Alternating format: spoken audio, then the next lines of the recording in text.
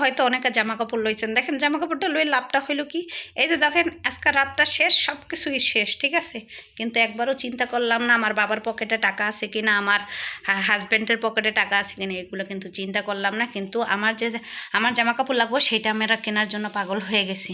কিন্তু একবারও কি ভাবছি যে রাত পয়লে যে ঈদ শেষ হয়ে যাব, কিন্তু আমার বাবার মনে যে আমার জামাইয়ের মনে যে কষ্টটা দিছি, আসলে সেই কষ্টটা কি কখনো ভুলতে পারবে? ধরেন এই বছর আপনার বাবাই দিতে পারলো না বা হাজব্যান্ডে দিতে পারলো না, হ্যাঁ ঈদ চলে যাবে, কিন্তু আরও তো দিন আসছে, সেই দিন তো দিতে পারবো, সেই দিনগুলোতে তো দিতে পারবো। এখন যদি ধরেন আপনি এই বছর পিনলেন, আর জীবনে কি ঈদের কাপড় চোপড় আমরা কি ঈদের কাপড় চোপড় আর পিনবো না?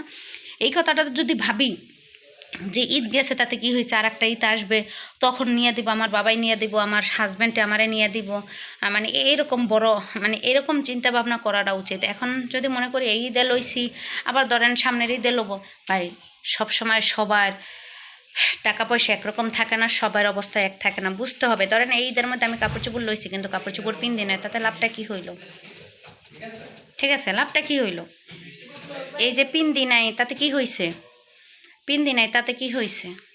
সারাদিন ঘুমায়ে কাটাইছি, পরিশ্রম করছি, ঘুমায়ে কাটাইছি, তাতে একটু আফসোস নাই, আক্ষেপ নাই যে আমি, ধরেন এই কথাটা বলতে পারলে যে আমি তো আলহামদুলিল্লাহ ইনকাম করে মোটামুটি আমি 2-4-5 হাজার টাকা ভাঙতে পারি, 5,000 টাকাতে আমার পোশাক কিনতে পারে, সেখানে আমি কিনলাম না।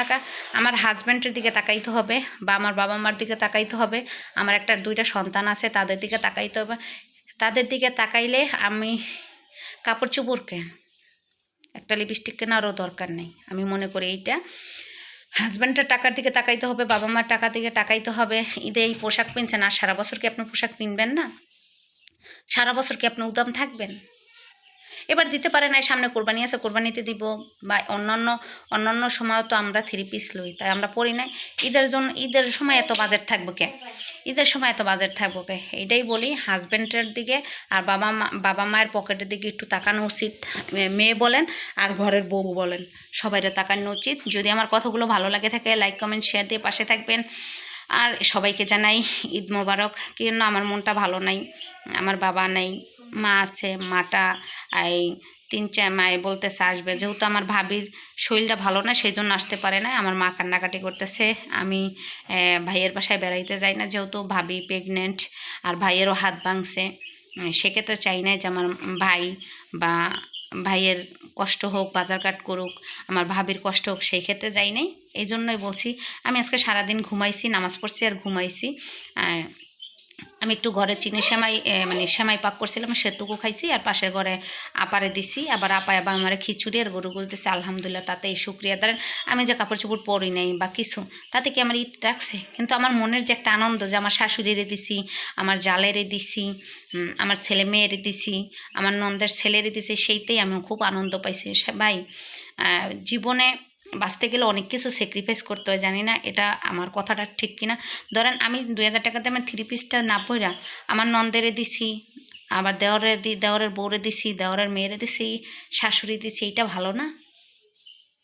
তারা পিনবে, বলবো অমুকবারের বউ তার জালেরে পিন্দাইছে, জালের মেয়েরে দিছে, নন্দের ছেলেরে দিছে, শাশুড়ি দিছে, সেই কথাটা সব থেকে আমার ভালো মনে হইল। সেই জন্য আমি সবসময়, আমার বিয়ে হয়েছে পর থেকে আমি এরকমই করি, আমি নিলে নেই, না নিলে না নেই, কিন্তু সবাইকে দেওয়ার টুকটাক দেওয়ার চেষ্টা করি আমার সামর্থ্য মতো। আমি বলেই না আমি অনেক বড় লোক, আমি আমার সামর্থ্যের মধ্যে যতটুকু পারি ততটুকু দেওয়ার চেষ্টা করি। ঠিক আছে, হাজব্যান্ডের পকেটের দিকে তাকাইতে হবে। এই যে ঈদ গেছে শেষ, আর কি আপনার আর ঈদ পাবেন না? এই যে 4,000-5,000 টাকা দামের 3 পিস, 3,000-4,000 টাকা দামের জুতাটা যতই দামি হোক সে কিন্তু পায়ের নিচেই থাকে। একটাবার চিন্তা করছেন, জুতা যতই দামি হোক সে কিন্তু পায়ের নিচেই থাকে, আর টুপি যতই কম দামি হোক সেটা কিন্তু মাথায় থাকে, এটা বুঝতে হবে।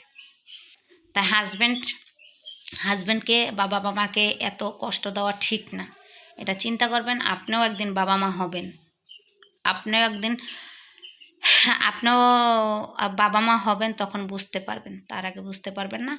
আর হাজব্যান্ডের পকেটের দিকে তাকানো উচিত একজন স্ত্রীর, আর একজন ছেলে বা মেয়ের তার বাবার পকেটের দিকে তাকানো উচিত। ঈদ আসলেই যে তাদের বাজেট বাইরে যায়, তাকে বাজেট পূরণ না করতে পারলে ঝগড়াঝাটি, মারামারি, কাটাকাটি, এগুলো উচিত না। আপনিও একদিন বাবা হবেন, বুঝতে পারবেন তখন এই কথাটা। তা আমার কথাগুলো যদি ভালো লেগে থাকে লাইক কমেন্ট শেয়ার দিয়ে পাশে থাকবেন সবাই। আল্লাহ হাফেজ। আবারও বলছি ঈদ মোবারক, ভালো থাকবেন।